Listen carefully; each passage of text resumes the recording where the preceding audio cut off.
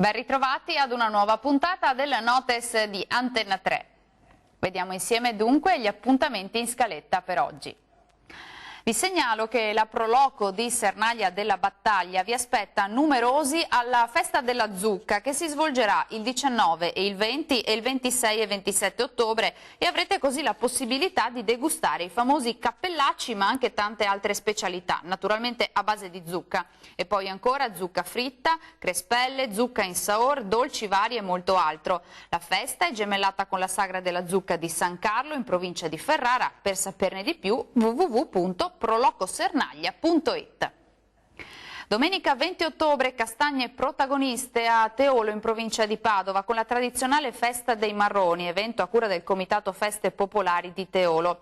Troverete marroni caldi e piatti tradizionali, stand gastronomico e animazione musicale durante la serata. La tradizionale sagra è caratterizzata dai prodotti tipici del territorio preparati secondo le antiche ricette contadine.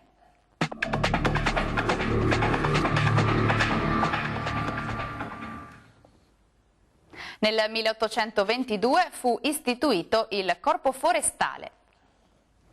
Dalla difesa alla salvaguardia del patrimonio boschivo, i compiti delle guardie forestali si sono via via ampliati, contemplando la tutela del patrimonio naturale e paesaggistico, ma anche la prevenzione e la repressione dei reati in materia ambientale e anche agroalimentare.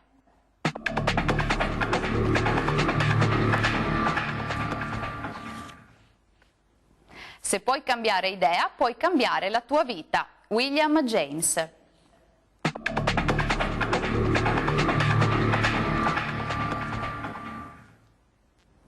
La curiosità di oggi ci porta a San Stino di Livenza, in provincia di Venezia.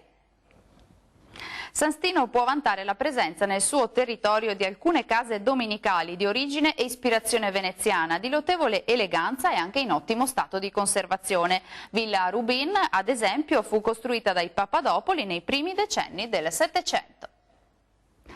Dal Notes è tutto, grazie per l'attenzione e arrivederci.